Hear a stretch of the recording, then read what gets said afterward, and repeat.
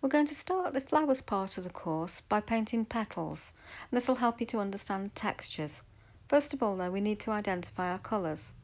And you'll see by looking at this pink rose petal that there are warmer and cooler pinks, such as the quinacridine magenta, quinacridine red, and permanent rose. And these are the three light reds that I have in the palette. And you can see the warmer areas here and cooler areas with some violets as well. And we'll use some blue in the mix to underpaint the violets in this petal. You can also see the lighter areas nearer the centre with white and lemon, as well as darker areas of the pink where the shade is. And this will be dependent on the light source when we actually position the petal to paint it. Start by measuring the petal, height and width, and plotting the shape, looking at all the angles carefully. Once you've done this, we're going to work with the shade colour. It's a mix of cerulean blue and quinacridone magenta. Start by wetting the petal all over, not so it's running, but so that it's damp. Enough for colour to blend, but not to spread too far. Start to add the violet colour.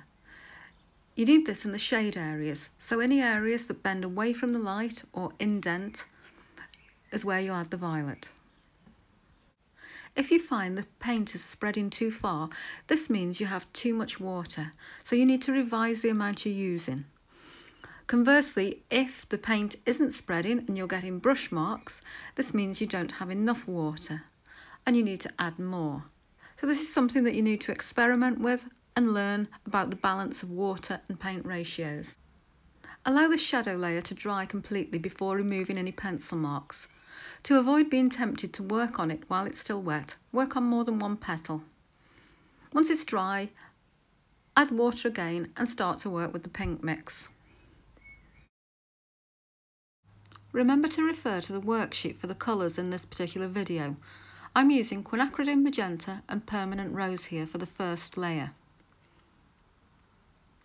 Here you can see that I add it to the wet surface and the paint spreads smoothly but not too far.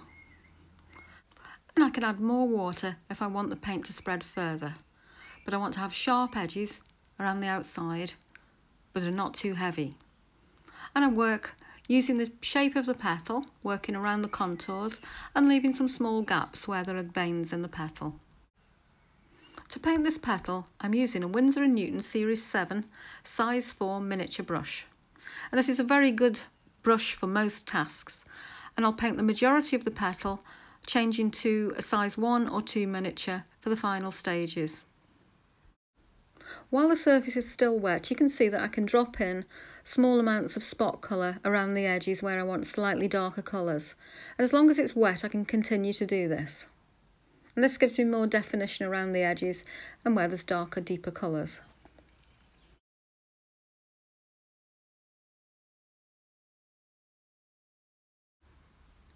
And there's a natural break in this petal in the middle, and so I can work on one side of it at a time. So working exactly the same way on the right hand side. The right hand side is where my light is coming from, and so this side of the petal is going to be lighter. This isn't apparent at this stage, but you can see that actually the colour is going on slightly paler and there's more light left showing through. Just as I did on the left side, I'm starting to sharpen up the edge of the outer petal where it indents away from the light slightly at the top, and just neatening that edge but still keeping it quite light. You can also see that I'm working between the veins slightly to give some texture and working with the curve of the shape of the petal for the outer contour. There's an indent here, and so I'll work darker inside of that edge. It's also slightly cooler in colour on the light side, and so I have more magenta in the mix than I do on the left hand side. I've left the base of the petal light and kept the colour away from it so far. There's just a little bit of violet in there to give some form. So now I can add the lemon and the green mix to the base and leave the whiter area around it. And for this I'm using lemon yellow with a very small amount of cerulean blue. I'm now moving on to the third layer of watercolour, and this is a slightly thicker mix again of the paint. So I'm using quinacridone magenta, and I'm introducing the quinacridone red, which is warmer. And I can work between the two colours to make them warmer or cooler. I dampen the area, working selectively, and start to deepen the colour and add more detail.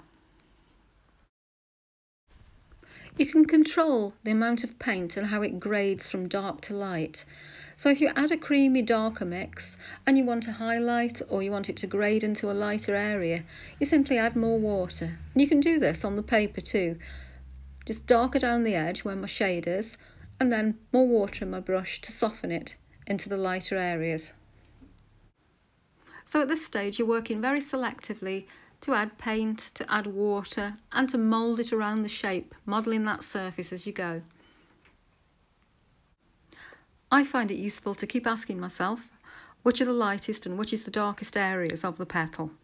So half close your eyes and look at it and look for your darkest parts. And this is where you'll put on your most condensed colour. And then look for the lighter areas and maintain this light as much as possible by using the white of the paper.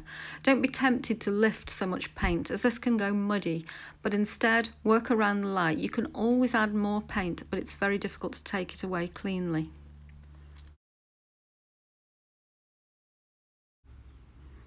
And you can see here that I'm also working between those little veins on the petal. And that's important in creating the texture. We can always go over it with more washes if we need to darken, but it's important to define the edges of the small veins. Now this doesn't mean that you paint hard up against them. You paint them with a flat brush without a hard edge. So you're just leaving a very fine white area or pink area between where the veins are.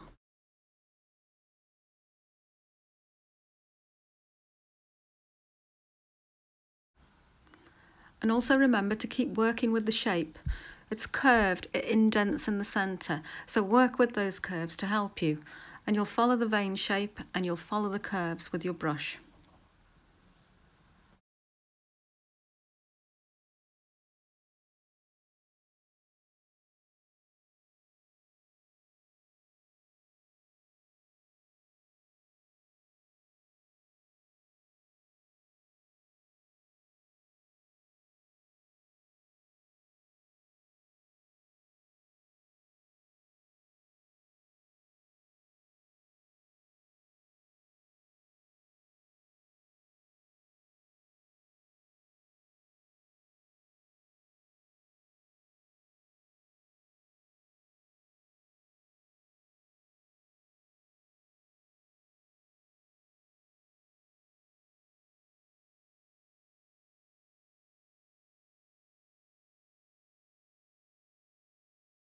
To keep those clean edges, dampen the edge and drop the paint into it. This will give you a sharp outer edge, and then you can soften it around the curve and into the rest of the petal without leaving a hard outline. We're nearing the final stages of this third layer now. So once this is dry, we'll start to add more condensed colour using some dry brush and to pick out detail and depth. You'll see that I start to deepen the colour and I'm working with it much drier now. I'm just applying it to enhance that curve and to pick out darker areas, using the tip of the brush very carefully. I suggest that you try maybe 4 or 5 petals for each type of petal, and don't quite finish them up to the final stage, but paint them all up to a certain level of almost finished, and then go back and finish all of them, because this is generally how you'd work if you were painting a whole flower. You don't just finish one petal, you work the whole thing up together, and then you know how dark you need to go with all of them.